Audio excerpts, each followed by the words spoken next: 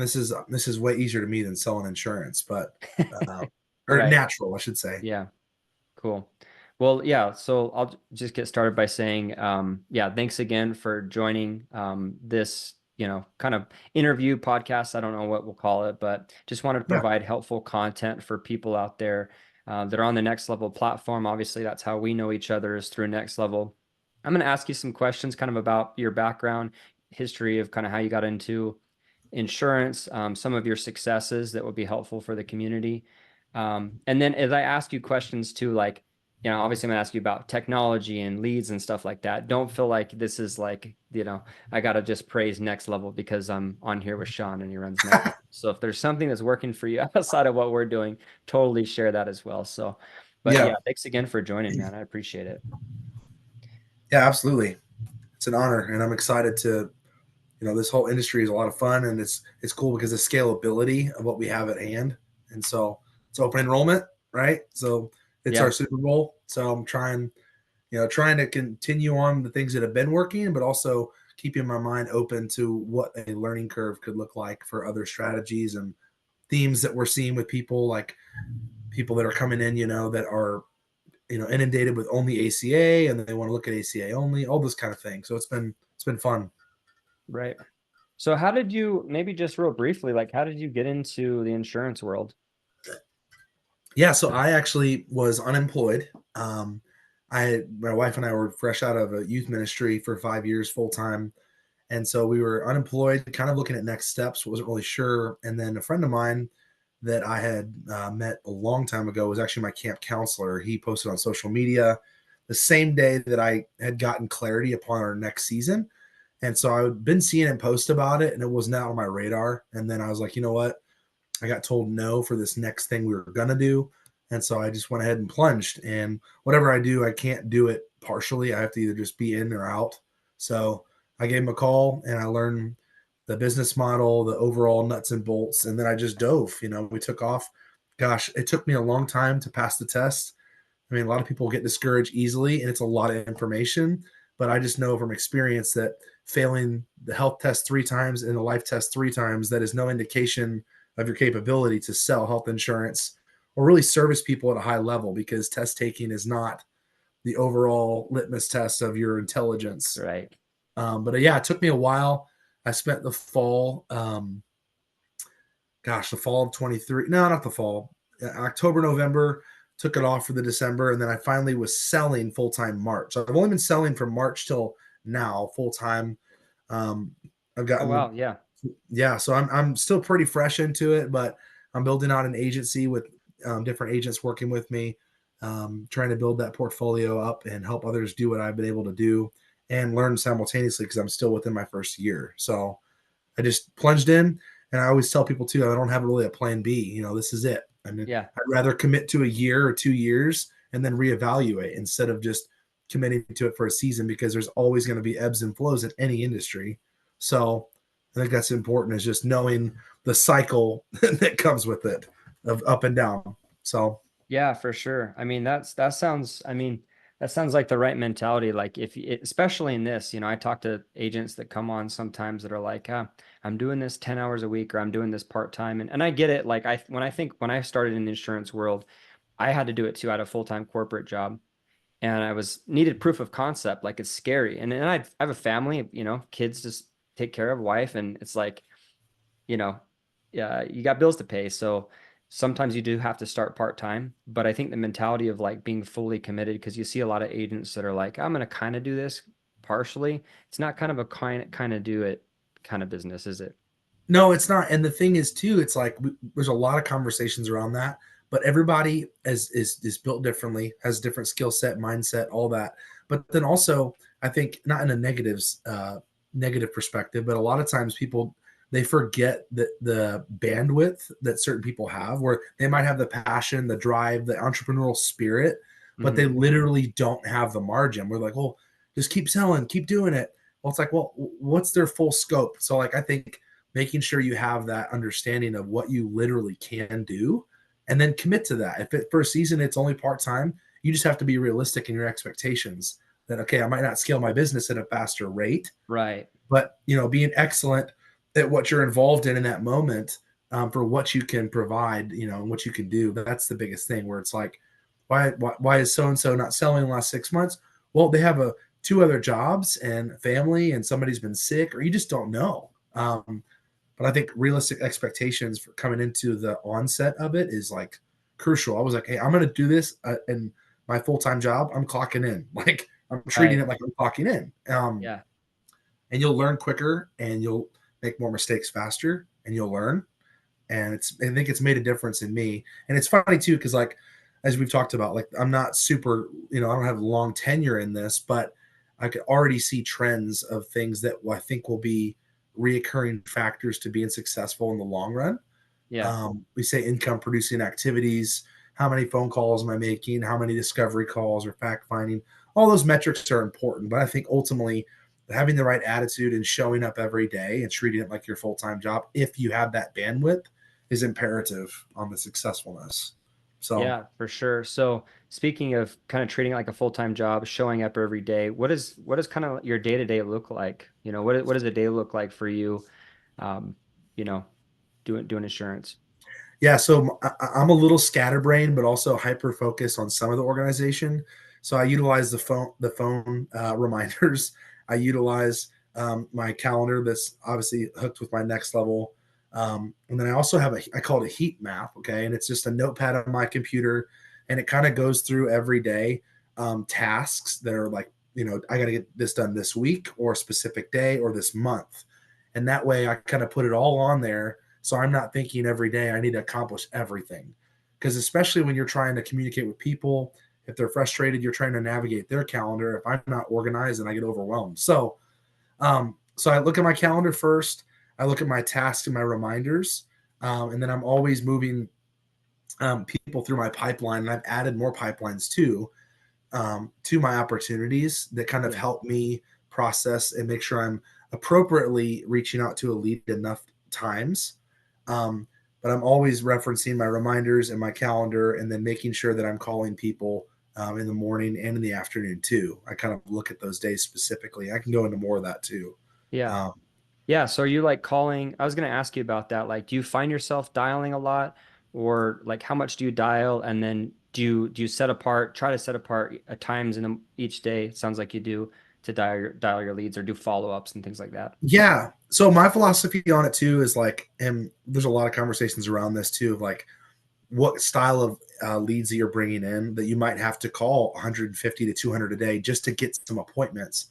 My approach and my mindset has always been like, I'd rather spend money on the front end to get bookings, right, through leads that are wanting to look at it now. So I found in the last 3 months, yes, I'm dialing. There's some days where I'm like, I'm behind on dials from the last 10 days, and I might make 100 phone calls. But for the most part, because I'm engaging with leads that are wanting to look at options, I'm spending a lot more of my time doing customer service for clients, making sure I'm giving them a couple viable options. Like I'm doing a lot more of that, building plans out, than just straight up dialing to try to keep somebody on the hook. Now, if you're calling leads that are A or B leads, through USABG, who I'm going through, like you might need to do that because they've filled the form out in the last year to 6 months, depending on the lead. Whereas I'm doing fresh leads that are very recent. So there's sometimes where I'm, how I organize my leads when I'm calling them. I'll go through at the end of the month, and I'm making sure I'm calling them again wherever I put them in their appropriate pipeline opportunity. But for the most part, I mean, I would say on average, I'm not making more than 20 to 30 more phone calls a day because I'm talking to people that and having insurance conversations. Yeah, that's nice, right? So that is Yeah, that not what you want? Like, right. then the thing is, it's like 2 years from now, I'll be referral based. You know what I Hmm. mean? That's the goal. Is it should be your goal is that Right.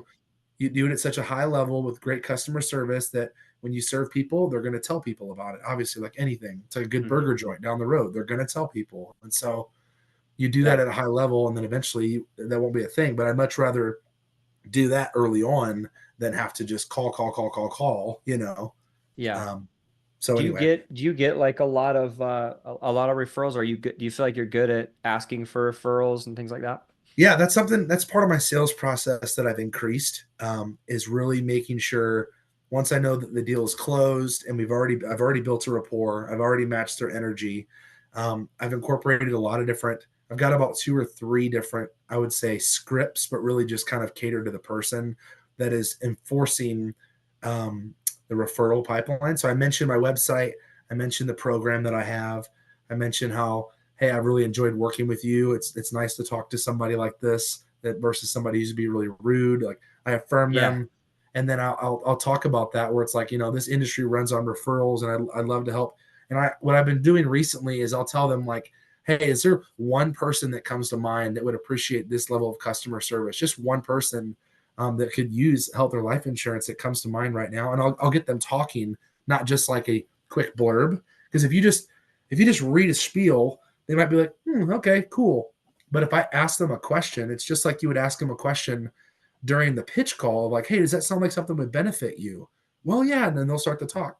Well, if I do the same thing with my referral program, then they're going to have, oh, yeah, I guess my buddy Billy owns this business, or well, he would love to. Okay. And then if that's the case, and I say, okay, well, if you wouldn't mind, like, you could reach out to him for me, or if you wouldn't mind and he doesn't care, I'd love to have his number and I could give him a shout and just see if I could, I'm finding that like if the hope and the goal is to have referrals, you can't just bank on people doing it. You need to still plant seeds with your conversation and make that a strong part of your post sale process. Mm, So I would say I don't have an actual metric, but I'm starting to get more referrals, yeah. which is really nice.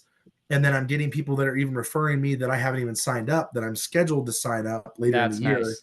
So that's cool too, where I've got some scheduled things and I'll touch base with them, even though we haven't officially, written business and stuff. But I think that, in my opinion, I'm going to continue to really emphasize that referral pipeline on the back end, especially when they feel like they've been taken care of and don't have to call a 1-800 number. So, For sure. Yeah. That kind of fake story you told, actually, I'm wondering if it's a kind of a real story because you said, my friend Billy has a business, because it seems like I yeah. see some of the cells that are posted in your group. You've done at least one group cell in the last few months, haven't you?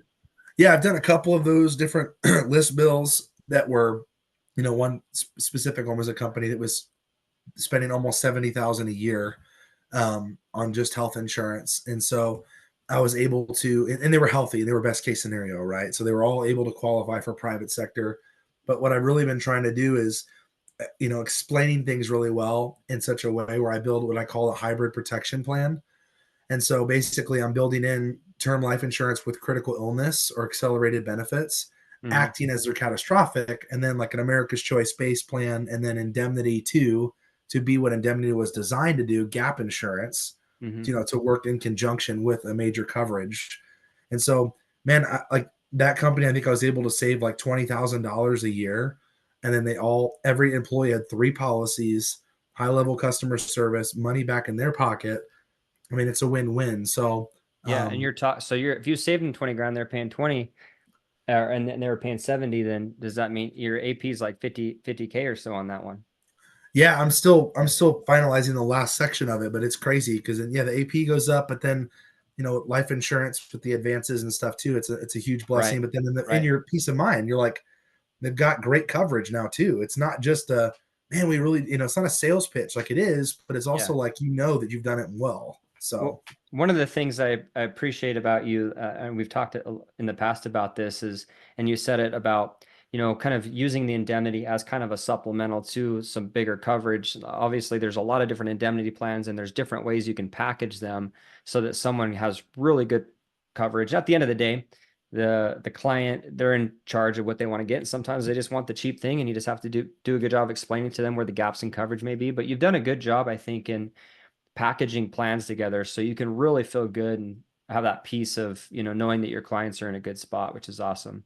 And then selling a package like that, like you mentioned, you get that pretty much immediate life insurance income. You get that indemnity income, and then you get that more passive, like America's Choice, right, income. So you kind of giving yourself a nice little package where you get some now, some later, a little bit of the reoccurring, which everyone's striving towards, right? right, To get that kind of passive income going in, so you can live off that stuff while you're continuing to write the other policies. So right. that's really good. Yeah. Speaking of AP, I didn't know if I was really going to talk about this on this call, but I mean, Like, can you share a little bit about your success, maybe say in the last 90 days? I mean, you're fairly new at this, but you've been doing really well. I see some of it. I don't like monitor all of it, but what was your best month, let's say? Maybe you can share like your best month and Yeah, kind of how you got there. yeah, my best month was for I had a couple that were 70, 80,000, and then this past month I got to 100,000. Um and then I think so I've been full time for 9 months, and I think I've submitted like just beneath 600,000. So I'm hoping to hit 800 by January. So 9 months full time. So Yeah. hopefully within the year, technically year to year, I might be hopefully at a million.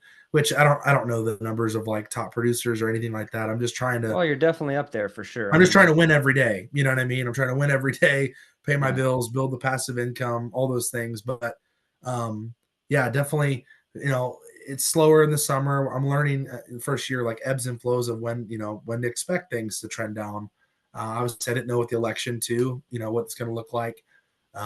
Nobody did fully, but yeah. So it's starting to go up and up each month. And I think part of that is just building your pipeline, planting seeds with multiple different pools through different referrals, friendships, leads that come in, all sorts of just random things, or people posting on social media in general, and friends reach out. I got an appointment that booked a girl that grew up down the street from me. Her husband just booked an appointment because he saw my posts. Another thing is, I know you're probably getting to this lead generation. Yeah. Even on my ads that are run, I've had 3 calls last week that never filled a form out, just saw my number and called me, and I quoted them. And I'm have one after this call that I'm going to call that I already pitched on America's Choice. It was truck drivers that never filled a form out but saw my number and called me. Where'd they see your number? They saw it on the ad, and so they must have clicked on my website or my Facebook or my website and saw the Yeah. number and never filled the They form out saw but the ad and called just me. clicked on your business name and Yep, that's yeah. it. And so that was two faceted there, but yeah, so it's interesting to see the uptick of that. It was just over time, um, trusting that process. Oh, that was something too, just in relationship to the sales process. Never feeling like you're being annoying or you're pestering them. I mean, the reality is like people are getting, especially in open enrollment, all sorts of phone calls, all sorts of emails, everything. But if you're getting in touch with them, like you can set yourself apart with your customer service, your personality, all those kind of things. But in addition to that, like if they're filling out a form and you're getting an ad via Facebook from your own business page, not letting days go once you're like getting somebody on the phone or you've quoted them or whatever that might be. I've shot myself in the foot a lot by letting too much time go.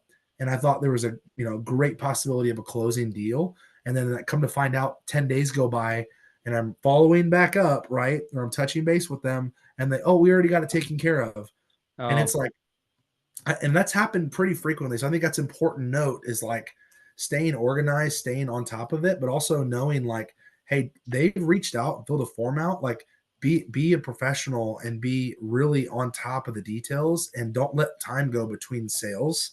yeah. Because I've definitely lost a lot of deals. I feel like I've left money on the table with people by not being quick to them, whether it's quick when they first come in or after you've talked to them and they want to think about it or you didn't overcome an objection. Like, don't give them, if they say, well, yeah, call me next week. I've called a couple people for 3 months now.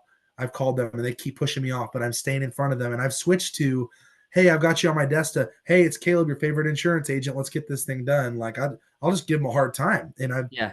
the business deal that I was referencing earlier, that was one I chased for 2 months. I had a discovery or a pitch call this morning from a lady in Florida that I've been chasing for 3 months. Like, that's just the nature of Yeah. it. But if you stay in front of them and you stay organized and know that you need to talk to them, I'm just not going to let people forget who I am because I'm going to keep reaching out to them. So that was something important in terms of sales process that even if they get mad or whatever, I mean, mad is it does happen, but people that are not and they're really kind, stay on top of it. I think it just makes a huge difference. I really do. Yeah, that's good. I have this stat in front of me that says 78% of sales go to the first vendor. In this case, would be insurance broker to contact the lead. So 78% of sales go to the first vendor to contact. And you're saying not only on the front end, so that speed to lead is super important. Get to them. They Yep. likely are filling other stuff out online or having other conversations, searching online for health insurance options. So you need to get a hold of them. But you're saying after that, you still need to keep up with them because they may get, pulled in another direction away from you. So you need to be front of mind.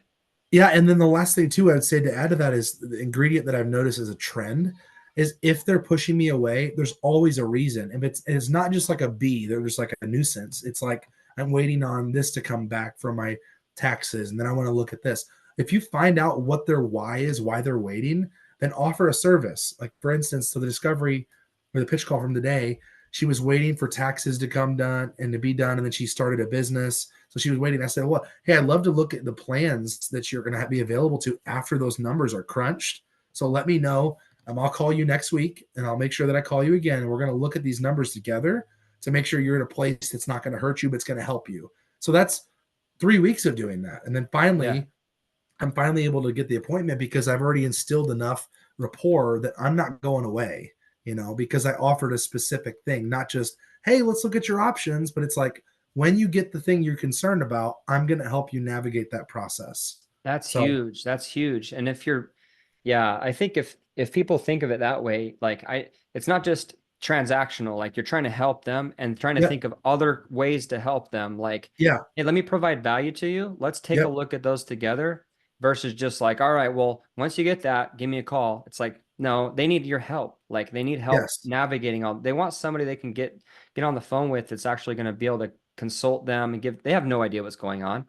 They don't know how to look at all that stuff. Yeah, it's true. And providing value on that specific thing for their life that they care about. And then I even tell everybody there, I'm like, hey, you care about price, you care about plan functionality, and then also you don't have to call a 1-800 number because I do this full time. I'm your agent Yeah, for life. They're right. like, that's and everybody, oh my gosh, thank you. Like they never pick up or whatever the problem might be, like just being accessible and then knowing that I'm going to help them with their specific need is customer service that goes a long way. So Yeah.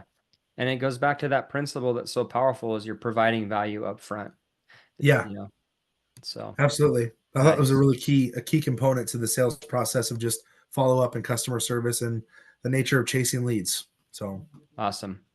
So Yeah, well, we can dive into lead stuff. You've already kind of touched about on it a little bit, but that is one of the benefits of running your own ads is you'll get other leads outside of the paid ads because you're putting yourself out there. You're paying for the ad to be promoted, and therefore your business page. And you said 3 people last week clicked on.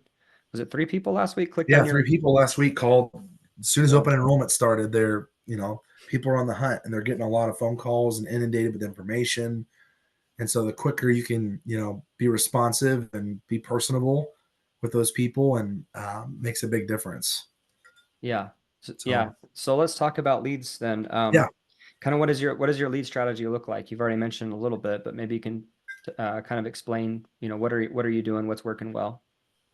yeah. Specifically, I mean, I've been running my leads with you guys since May, and like I said from the onset, I just kind of stick to something for a long period of time to really get a good feel for it. So I've been running them since May. For a while, it was $35 a day. I've gone up to 60, come down a little bit, but for the most part, I've gone back up to 60 now a day, and I'm already getting more leads coming in. But primarily just Facebook leads and referrals. And then from my own personal social media, I'll post periodically. And a lot of times it's just testimonial Mm, about real life story. It's not occasionally, sure, hey, it's open enrollment, give me a shout, blah, blah, blah, love to help your family. But more often than not, it's just got done saving a family, this amount of money, blah, blah, blah, like real things that are tangible. And it's pretty often it drums up people at least inquiring and me doing a discovery with them because they just heard a story. Um, in addition to that, I work at USABG through my brokerage, so I am accumulating bucks as I post sales through there that are accumulating, but I'm not doing any lead program through them right now. My goal is to continue to build that pot up through open enrollment and then maybe do Facebook leads and those leads next year, and have both of those rolling in when it's a quote slower time of the year. hmm. But right now, just Facebook leads and referrals and just trying to fully exhaust all the leads and the conversations that are happening. Yeah. What do you like about running your own Facebook leads? The personalization is the first thing. I mean, you have a lot more confidence on the phone when you are not speaking on behalf of a company, but it's you, it's your business, it's your approach, your style, your personality. You have credibility right away. Whether I'm leaving a voicemail or talking to somebody, I'm letting them know that, like, hey, like, your information only comes to me. Like, this is my business. Like, I'm the broker, that's going to be taking care of you. I'm assigned to you. So I like that. I like the control aspect of getting to know, the amount of spent, knowing to look at all the metrics, having, firsthand communication with you in a mirror. If I want to tweak something, change something, you have the autonomy to do that, where Mm-hmm. you're not just at the mercy of whatever the pipeline is that brought the lead in. I think that's important. If you wanted to, customize something, you can. But then also, Totally. hot button thing that everybody wants is appointments, right? So I have a lot of self booked appointments. I have a lot of appointments that are easily put on the calendar because the leads are engaged, and the filters work. I don't get Medicaid leads coming through. The only thing that comes through, and we've talked about this a lot, is you might get leads that'll come in from states you're not licensed in because they might share it to somebody who's off in a different state line or something like that. But for the most part, I mean, you're getting somebody that's talking to you because you're the expert, it's your advertisement, and you're getting to help them find health insurance because they're looking presently. They're not just in the market within the year. So, I Yeah. mean, it's engagement. The engagement is there. And so then when you do your job and communicate at a high level with passion and know your stuff, I mean, it seems to make it a lot easier. My conversion rate 30 days ago was a little bit better, but I think I was at like almost 14% for a while. um, Nice. I think it's come down now to 12. Been a little bit slower. Been working with a business and a couple businesses and stuff.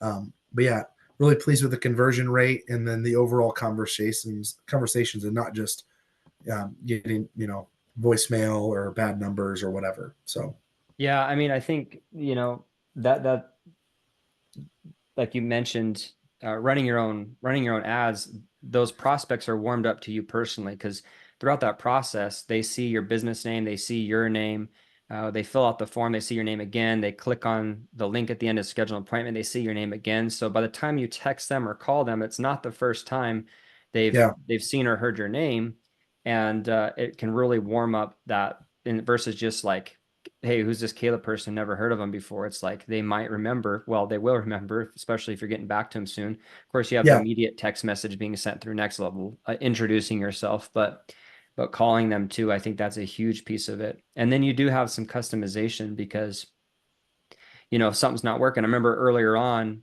we were testing some new ads and you asked us to tweet. You're like, I don't want to run that one. I want to run this one. It's like, or we can change a number or change the ad, or if you want to make your own user generated content, we mhm, can put it on and monitor it for you. So there's some good advantages there. I just was pulling up some numbers here. I think you're at like a 25% book rate on your off your leads. I know like not all of them show up to the appointment, of course, but yeah, most of those are probably when you say most of those are probably booked right off your ads, straight on your calendar.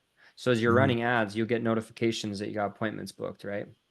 yeah, And then it looks like I just pulled up the numbers here that your average lead cost is like since you started anyway, 1684 a lead.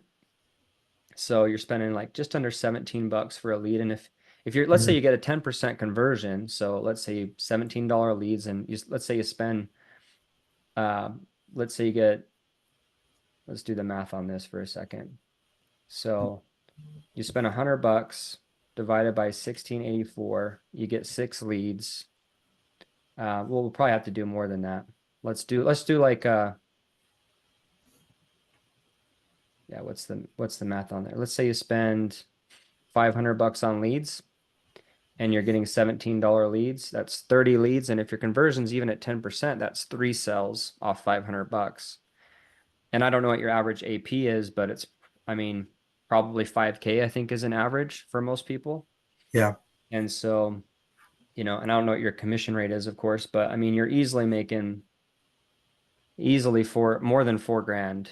Let's More than 4 grand on 3 sales. And so you spend $500 to make 4 grand. That's a pretty Yeah, and the well, I thing like is that. too, Sean, it's a good point. And the thing is too that I like is like, even if you are being more focused upon building your as earned America's Choice, right?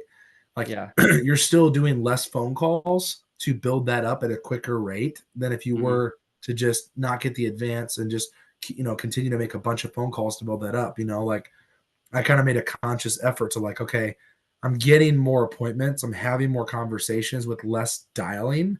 So I switched about 3 months ago to put more people that I could when they qualified on the America's Choice, to knowing like, okay, if I'm going to be Yeah. referral in 2 years, that's the goal. Hmm. Like having passive income versus an advance when I'm not dialing as much. To my brain, seemed like it made a better strategy Yeah. personally. But I love that strategy. I mean, it's been over a year now since I've really been actively involved in selling insurance. I'm still involved in some ways, but um, chasing people and doing like dialing all day was just not something I was too interested in. And that was a big part of why we got into lead generation, is because we started seeing that there were ways to generate leads that didn't require you to need to dial 1 or 200 leads a day, or something crazy. Like if you got the quality up, then you could, like you're saying, you might dial 20 or 30 a day. Way better. It's just general lifestyle in insurance. Like you're just having a lot more quality appointments. And of course, there's still more you could do, and you could ramp it up and even getting more quality. But right now, the model's working for you. So it's like, right. why change it right now? It's doing well. I wanted to I want to shift gears a little bit and go into maybe your sales process a little bit. Like, what is your, do you do like a discovery and pitch generally, and then kind of what is your sales for both your process, your script, or whatever kind of look like for those? Yeah, so I've had really great mentors and great leaders that have really helped me and are still helping me constantly. But I had a couple different scripts that we were going off of, but then like anything over time, it kind of molds into your own style or flavor. So I'm not really using scripts anymore. I've kind of noted what I need, like data wise, in order to give them quality options. So process wise, depending on how the lead comes in, if it's coming in and they self book, right, when I get on the phone with them, I'm really posturing myself as their advocate quickly. I'm posturing myself as the expert, and really there's something else too that I do that Billy Abstinence and Spencer Maggioni, they do this too. They kind of make themselves out to be, which is true, a front end medical field underwriter, because you're learning about their health to see what they qualify for.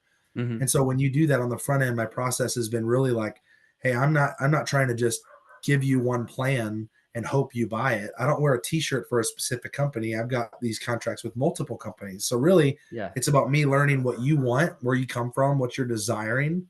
And so I do that really quickly. Like I try to, in essence, woo them over, be very personable quickly. And then I'll tell them what to expect. Like even on the discovery call, like I'm not going to waste your time. I usually found that, a 2 phone call process works well. We'll take 5-10 minutes, see what you're looking for, look at your basic data. And then once I have everything I need, I'll go and do some homework and survey for you. And so when I come back, I'll give you a couple different options so you can see what's the best one for you. I'm not going to bring you the best plan and say, this is the best thing in the entire world. I'm going to come back and show you, hey, both of these are great. It's a matter of what you think is best for you and your family. So I'll tell them like a lot of what to expect very fast, Hmm. because the more that I can get in their mind that I'm for them, because I am, and then they know what to expect on that secondary call. It's just easier. Then it's not the first time they're hearing, well, what's the next step? I like what you're saying, Caleb.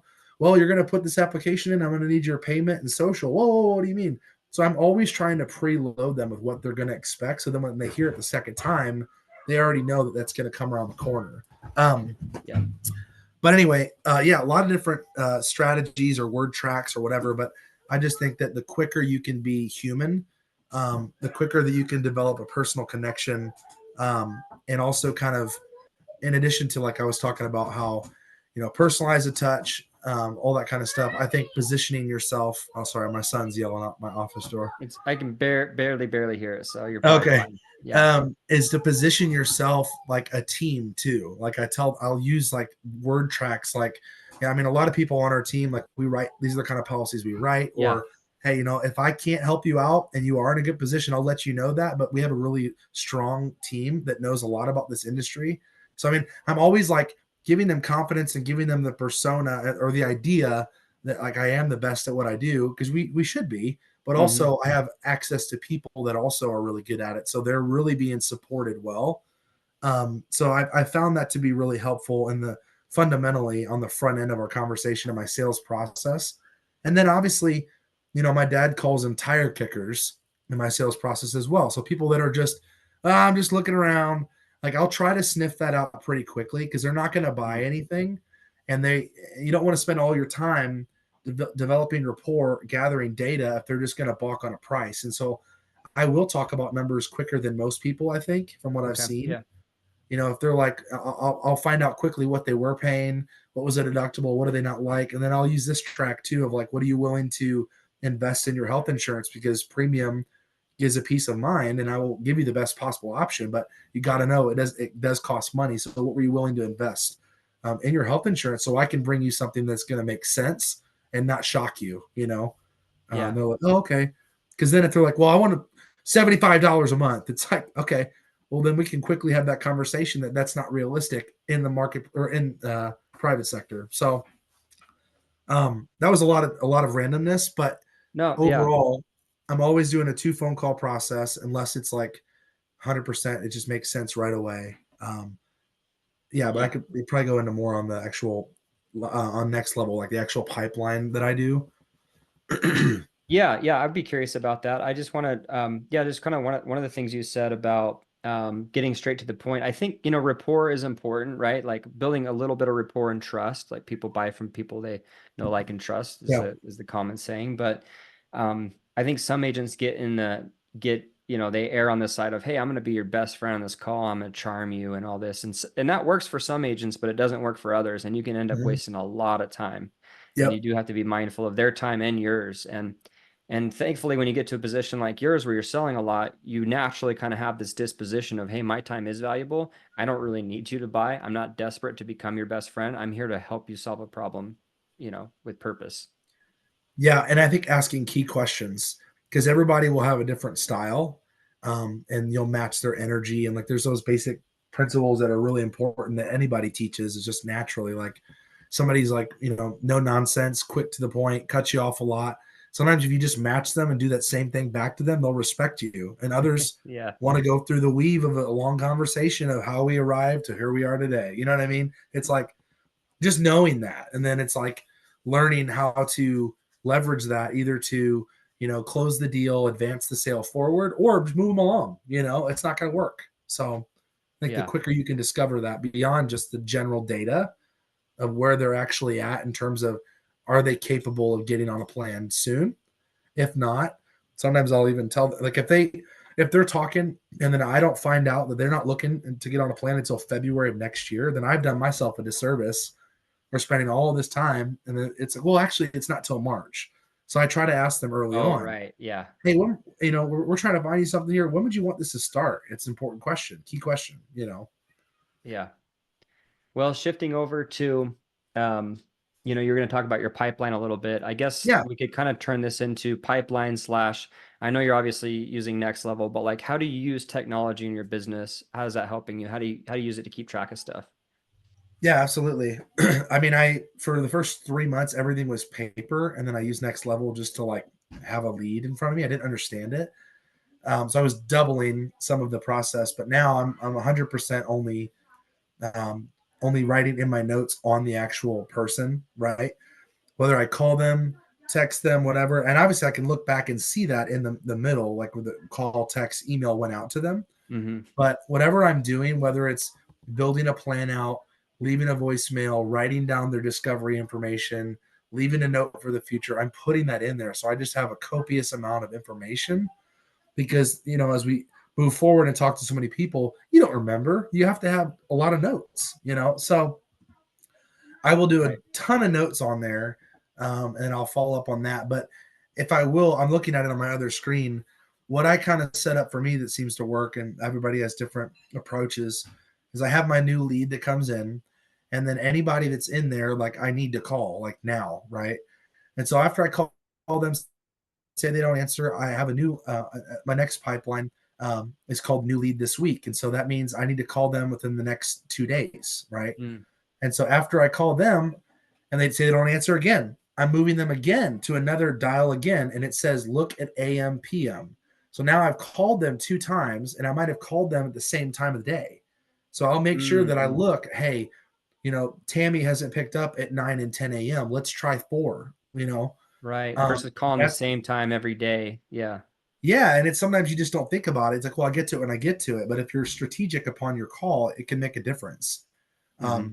So then after that, I'll leave them in the dial again, and I'll call them a couple times. So I called them 4 times. They've gotten text messages, phone calls, emails. At Yeah. that point, currently what I'm doing after that is I'll slide them into a re-engagement campaign.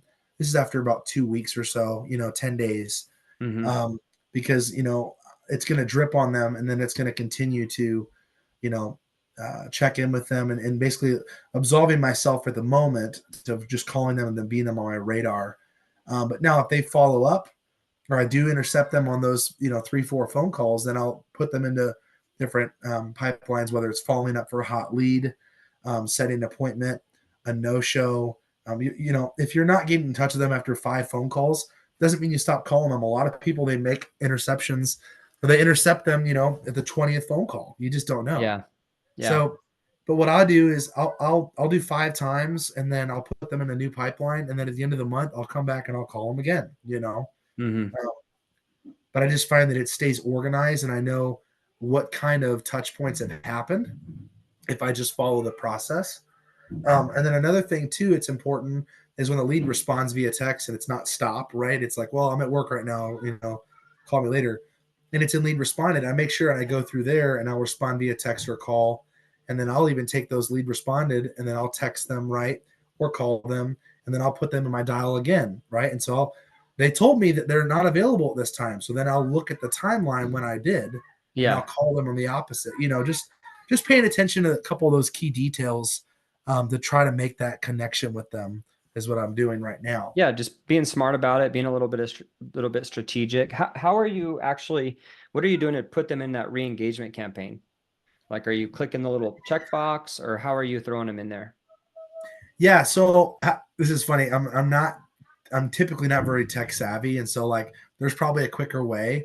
Like I know you can click on them, not their name in bolden, but like the actual like opportunity. Uh-huh. And you can add a tag, to move it over. But a lot of times if I'm doing like, I call like a bulk amount, or like I'm, calling a bunch, like say 50 leads, that either they're going to go to re-engagement or another one, I'll actually go and edit the pipeline and move that stage right next to it. And so I can just drag one over. I'll Oh, call it a uh-huh. drag, Yeah. call a drag, call, instead of going into the profile and adding a tag. It just seems to be a quicker process for me personally, but there might be other ways. And Obviously, you then would do you have know. it set up where when you throw them into a pipeline, it triggers the re-engagement automation? Yes, for the ones that have Okay. automations on it. So like the re-engagement, a lot of times I'll get people to respond after all these calls and texts, and then I'll go over this other drip that changes the vernacular, whatever, the speech in there that they're getting. Yeah. Okay, nice. Yeah, that's what's nice about having, the automations is, everybody runs their business slightly different, but the fact that you can customize it and just say, "Hey, this is how I like to keep track of it, and then I want to move them here and it does this." There's just unending ways that you can customize it depending on what works for you, what you've learned, through your experience Yeah. working insurance. So that's what's Yeah, super nice. other quick note too, that I found is I just really make sure that if you stay on it to make accurate and give, like it's like a having tools in a barn, right? Where you like know everything's in its place. Like I want my leads to be in the right place so that I know accurately how I approach them, what's going on. And so another example, and many agents might do this too, but like your no-show appointments when they automation, I make sure I slide them into that. But you got to think about it, like over a month, or let's say 2 months, and you have 20, 15 no shows. Yeah. Well, those people booked an appointment. So I would consider them to be highly engaged to get health insurance. So I'm calling them a lot. I'm gonna recall them, and I'm gonna put them in re-engagement. I'm gonna put them in something that's gonna continue to talk to them, minus just a no show, because they Hmm. clearly were wanting to look into options. And so sometimes you can just go, say 4, 5, 6 months, you might have over that much time, you might have 50, 60 in there that you haven't called again. Hmm. So anyway, Well, I think it's important, to think about you've got all these leads and there's so many different creative ways that you can engage them. And every year, especially this time of year, people come around thinking it's health insurance time. I was talking to somebody the other day and they had a client who had canceled and went with another agent and went into an inferior health insurance product. And that old client was still in their drip campaign in NextLevel in the client retention that just like emails and texts them throughout the year. And his system texted her and she's like, "Hey, I know it's open enrollment. Do we need to review my plan?" The agent was like, "Yeah, we do need to review your plan." Even though she went with a different agent earlier on in the year, she yeah, didn't pay attention or whatever. So he got her back on and sold her a 15K policy, got her back as her client because those texts went out. So even on lost clients, but people that just earlier in the year that you couldn't get a hold of, they're eventually going to maybe want to come back around and engage. So I think yeah, having all kinds of different creative ways to hit them, calling, texting, maybe you could send a one-time email, draft an email about, "Hey, we have these new plans, they're going to save you money, blah blah blah," and just yeah, hitting. Shoot, I mean, in emails, you don't have to worry as much about high opt-out rates and things like that. You could send right, 1,000 emails out of your account in one day to all of those people. So I would recommend, if you're going to do that, send it to yourself first, make sure it hits your inbox. You can always jump on a yeah, support call with me and go over it, but yeah, we do that a lot on our side where we're emailing big bulks and testing emails, A/B right, testing. People will engage. You just have to, you got to make sure your email's set up correctly in NextLevel too to make sure you're going yeah. to get a decent open rate. I found too some leads that have been in the pipeline for a while. And now it's open enrollment. When I've moved them over to open enrollment or another drip campaign, that when it says like, "Hey, I tried to call you," blah blah blah blah blah, people sometimes are just curious. If you haven't had some sort of automation on them in 3 months or something like that, they're like, "What do you mean? What do you mean try to call me?" Either way, it's a way to get talking. And Yeah, then if they are like, "What are you talking about?" I was like, "Well, it's the best time to look at your options is open enrollment. Okay, I've seen whatever can get them talking and get them to re-engage with you is still, I think, beneficial, even if it's a no, whatever. So absolutely. Yeah. And you'd be surprised, and you're getting a lot of leads over time. There's lots of ways to reach out to them. So that's awesome.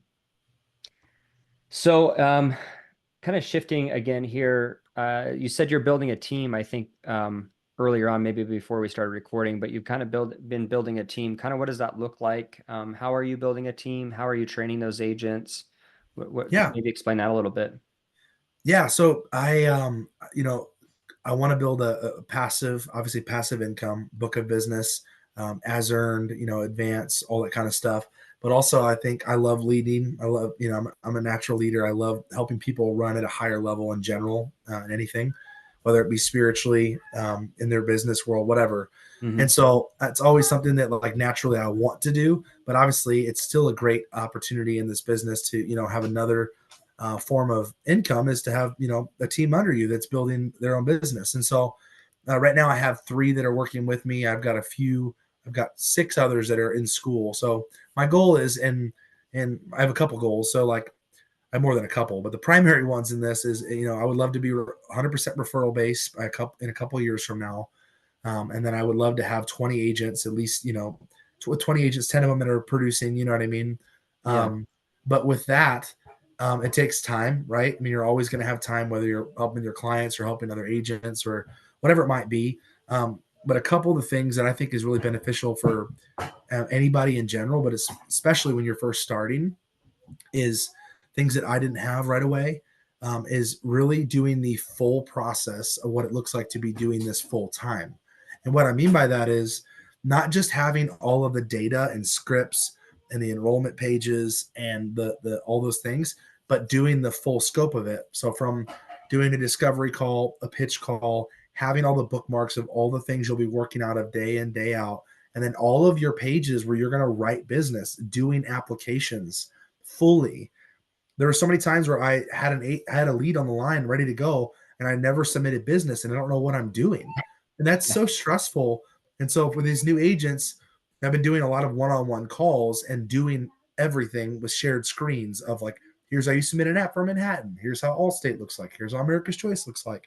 and it seems like a little bit of overkill, but I felt like, and I strive to, as we approach open enrollment, making sure they're fully equipped. Now, there's naturally going to be things that they're going to have to repeat, they're going to have to do. It's going to take time to, develop that muscle.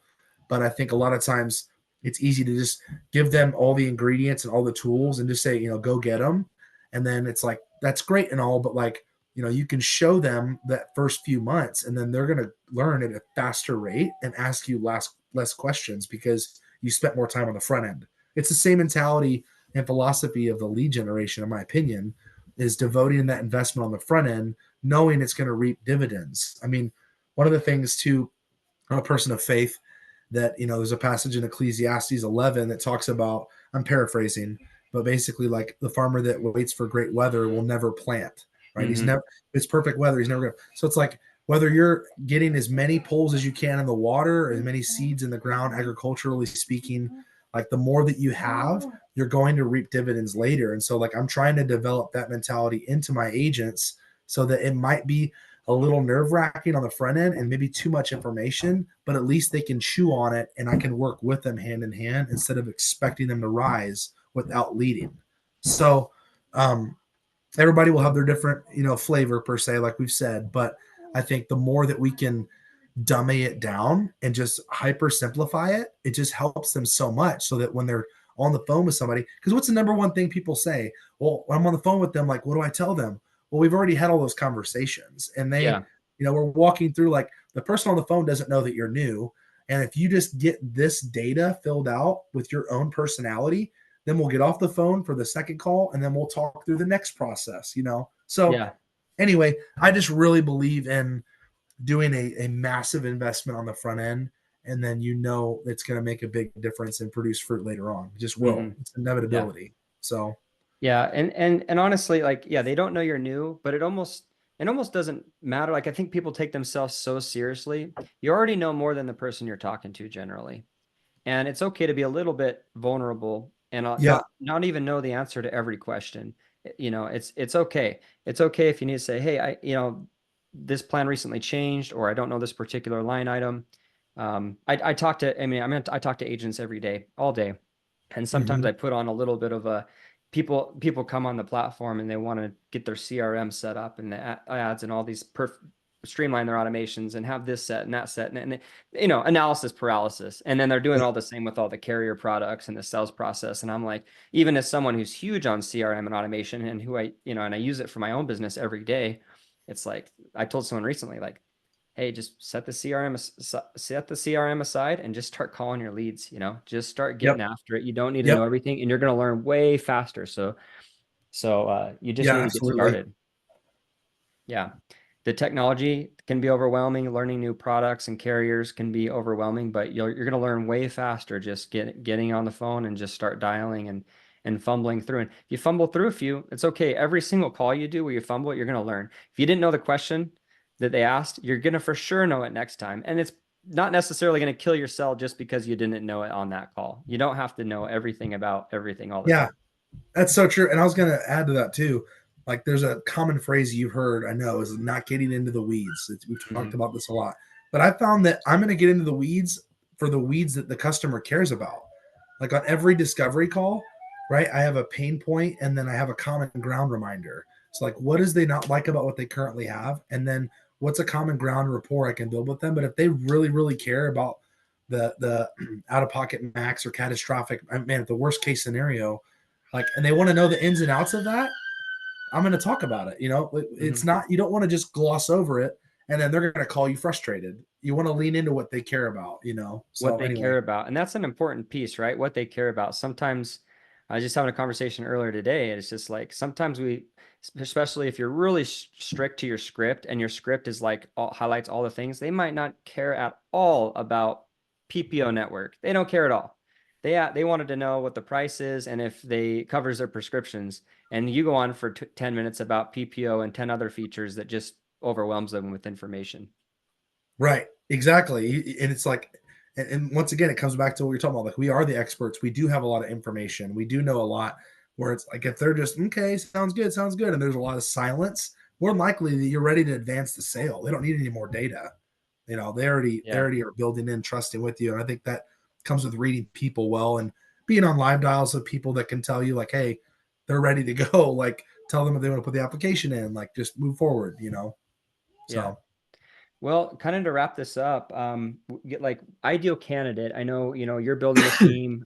You're obviously very successful. You just, started this earlier this year, really getting into it and seeing a lot of success. And now you're able to pass that on to other people. Like when you're looking out there at like ideal prospects in the world, not everybody's a good fit, right? But what would you say, like who is a good fit for someone who's thinking about getting into this space, yeah, I especially with would the say focus maybe on health insurance? yeah, I would say in my opinion on that would be I think some financial security is really important. And what I mean by that is like a willingness to invest, whether it's an outside source, whatever it might be. Everybody has different opinions about a business credit card, but like it takes money to make money. And that's just a practice that we all know. So I would say having the ability to invest in your business at least for 6 months at a time. And then also having an entrepreneurial spirit, realizing it's a delayed gratification. You're not trying to go into this and make six figures in a couple months or something. Like this is about the 5 year plan. So if you can get a vision for that. So I think entrepreneurial spirit, having the willingness to invest. I think people that are team players. If you get on an island and you go alone by yourself, think you can do it without help, it's way harder. And so I think having people that have traits that want to be working with the team dynamic is going to help them run faster and become stronger quicker.